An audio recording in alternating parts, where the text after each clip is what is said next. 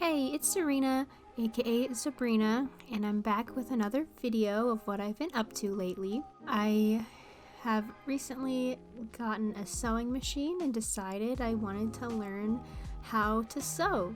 And, part of learning to sew is just sewing, either lines and practicing seams. I decided to go the route of choosing 4 different patterns that seemed beginner friendly and also were just for me, so I wasn't going to be too pressed with how they looked and turned out, because no matter what, as long as I finished it, they would be usable. So this footage that's on now is actually me prepping the material for my very first sewing project I completed. I decided firsthand to make a bowl cozy. A bowl cozy is basically almost like a oven mitt or oven pad shaped to the shape of a bowl, and the goal would be to use everything cotton based, so you can put hot soup in the bowl and you don't burn your fingers, or if it's 100% cotton, you can also use it while you warm things up in the microwave, so when you grab things out of the microwave, you won't burn your fingers. If you're using this video for inspiration for your first sewing project, I actually would suggest maybe not doing this bowl cozy first thing, and maybe choosing a different project from this video, because as we'll later see, stuff starts to get very thick whenever you're adding the layers all together toward the end. And whenever stuff going through your sewing machine is very thick, it's hard to maneuver. My lines were crazy. I eventually had to change my sewing foot into a walking foot, which is basically a foot for heavy duty quilting and thick material, so it feeds through your sewing machine easier. And basically, I just feel like my bowls maybe would have been higher quality if I would have done my other projects and saved this one for last. Here you can see I am sewing the design fabric onto a piece of cotton batting. This is just 1/2 of a layer, so it's easily going through the sewing machine, and honestly I just love the sound the sewing machine makes. I was having a good time seeing these crisp straight lines, especially because I took the extra time to chalk out straight lines to follow, which was definitely helpful for a beginner. The other bowl, I made 2 bowls. The other bowl I decided to save some time and not chalk out my lines, and I definitely could tell the lines weren't as straight, but realistically, it doesn't affect the usability, so it's kind of up to you, I guess, if you want to chalk out your lines. Also, I'm going to link the tutorial I personally followed for these bowl cozies, but if you look up DIY sew your own bowl cozies, so many tutorials come up, and honestly I watched a couple different ones because every professional sewist, or a sewist that at least puts out their own tutorials, kind of has their own methods, and I think it's valuable to see what a couple different people have to say about a certain project before you start.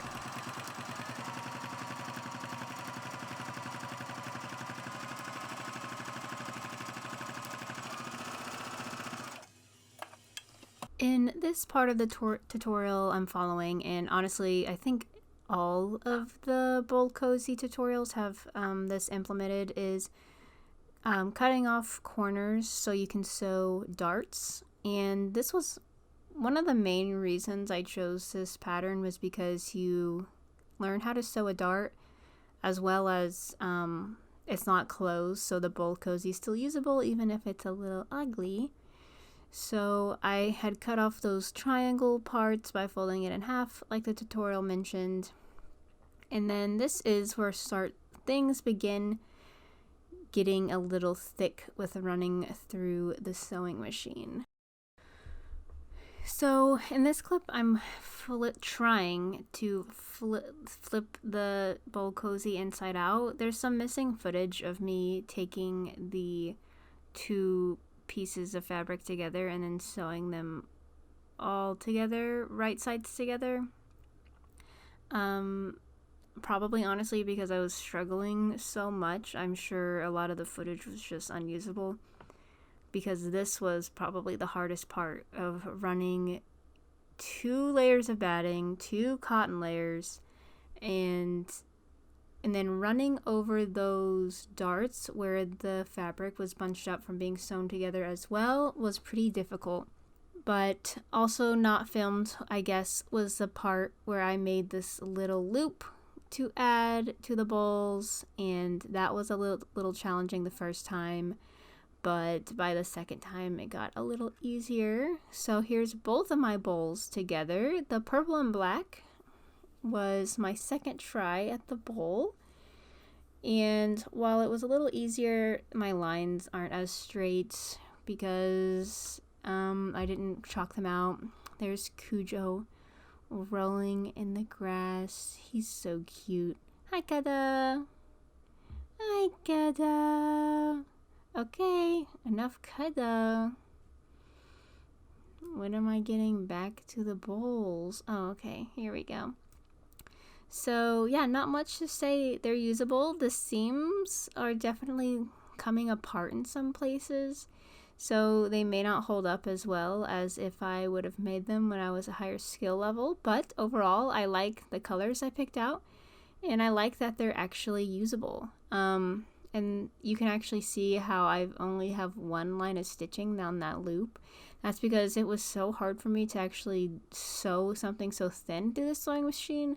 But by the second time, I had gotten better, and I actually have 2 lines on the loop, so it kind of looks more professional. So yeah, those are my bowl cozies. The next sewing project I picked out was a little pouch for my silverware, so I could stop using so many napkins for my lunchbox, and I could just throw my clean silverware in this little pouch. And the video I use is linked down below, but I thought this was a great beginner pattern. I took a couple tries to try to get my seam really close to the edge. That was something I was struggling with throughout all my projects, was just getting straight seams and getting the right seam allowance.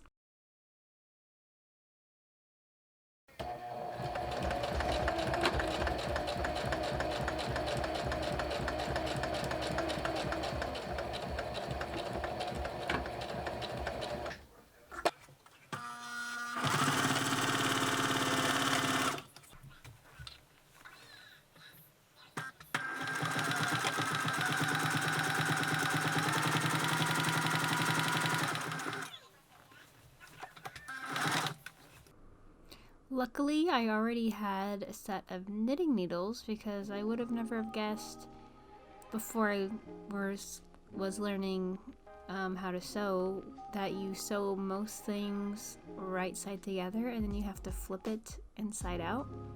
So you need the knitting needle to help turn things inside out and get your corners nice and crisp. And this is what it looked like as soon as I was done. I was really happy with how functional it is. I still use it every day. I even use my own silverware to measure how deep the pocket needed to be. And I liked this project because the only mistake you can really see is my not great and not straight seams on the little band. But besides that, since everything is pretty much flipped inside out and tucked in, you can't see any of the other seams. So this was a super great project that hides most of your mistakes. So the next sewing project I decided to do was, of course, I had to make some bandanas for my two dogs, Rowan and Cujo. I found this paisley design at Joann's, but actually when you look close, there's like little dogs and paw prints on there. And this tutorial will also be linked below, and this is for a bandana that has a little channel, so the bandana is actually on their collar and not tied around their neck. This was a good project for practicing top stitching, which is just stitching around like the edge of a project, and the stitching is like part of the design. You can see it. And also for rolling these hems was good practice as well. I will definitely be making more of these just because it was so fun, it was so easy, and now that I can make my own dog bandanas, my dogs can have bandanas for every season and occasion.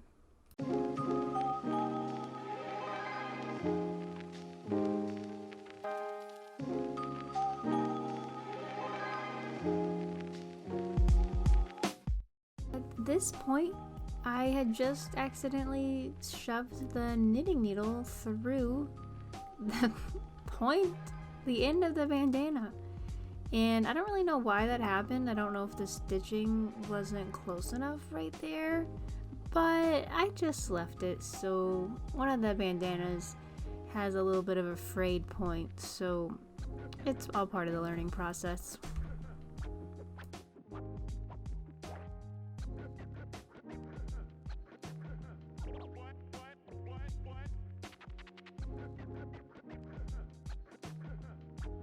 And throughout the process, I use a full spool of yarn, oh my gosh, of thread, and I barely had enough, which was super exciting to play bobbin, no, I guess you have to call it thread chicken. But here is the bandanas in action. They look very good on the lads. Very astute, very handsome, if I may say.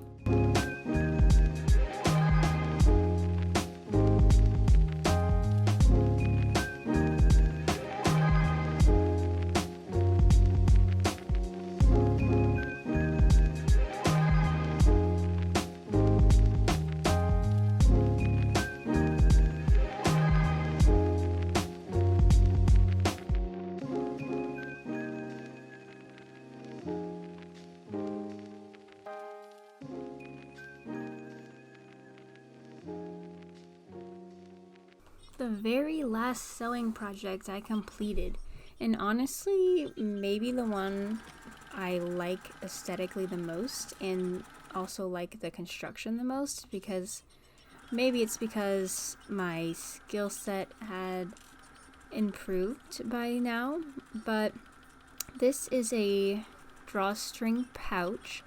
I got the idea that I could use it because when I go into work, I often talk myself out of bringing my crochet to work because it's a whole extra bag I have to carry in on top of my daily purse and my lunch box. So I thought if I made a pouch that would fit into my purse and would not cause me to have an extra bag to carry in, I would be more likely to bring my crochet to work, and then I could crochet on my breaks. So like the others, the video I used will be linked down below. I ended up using 2 fat quarters that I literally had held on to for years for the right crafts. I got them when I was in college, and let's just say I'm no longer in college, not anywhere near it. So it's funny, I finally got to use the blue and rose pattern you'll see later on. And for the straps, I ended up having some bias tape, which is just fabric cut into a strip you can use for a couple different things, but I ended up just sewing the bias tape closed on one side and using it as a drawstring. One thing I would go back and change about this project was I really didn't need 2 drawstrings on each side to pull closed. I know in the video she uses 2, other videos they use 1, and honestly it would be less wasteful to just use 1 because the drawstring is just as secure with 1. You're still going to have a long loop to hold your bag. So I would have saved myself some bias tape only using 1, but ended up with 2, and I actually use this bag almost every day to transport my current crochet project to and from work, and I just love it.